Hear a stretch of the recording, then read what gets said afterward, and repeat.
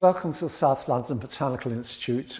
We've been here since 1910 trying to interest the people in South London and people elsewhere in plants and fungi.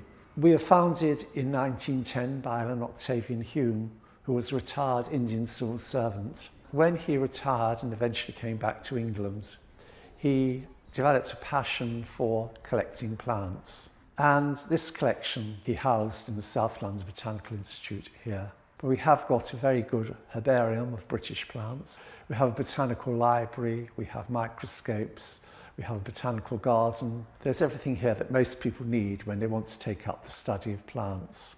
The Institute has been here for over 100 years, and during that time we've had courses, we've had field meetings, we do surveys, we go to different places and try to list all the plants growing there. We have a fungus group which meets during the autumn and tries to identify local fungi. And we also, in recent years, have had lots of school groups in, funded by the Heritage Lottery. So we've got insects like bees, butterflies. What are these called? What are they called? Yes. The best way to remember the different part of a plant is to make drawings of it. We had, before that, funding from the Esme Fairbairn Foundation for a moss project and the establishment of a moss trail in our garden. And we believe this is the only moss trail in London, or possibly the only moss trail in England. Another thing we had recently was the Chelsea Fringe Fete, where we had a number of botanically themed stalls. And then the evening we showed a botanically themed film. For adults, our activities are very varied. We have perfumery workshops, for example, willow weaving on the more popular side. And on the top.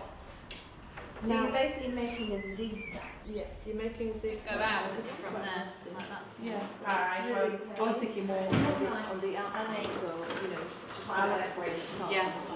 These from just leave them.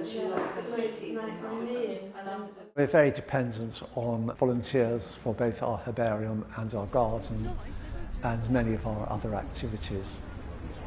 So what we're doing today is we're going to be mounting some herbarium specimens, and the reason we do this is because if they're not mounted on anything like a herbarium sheet, which is this, they don't have any support.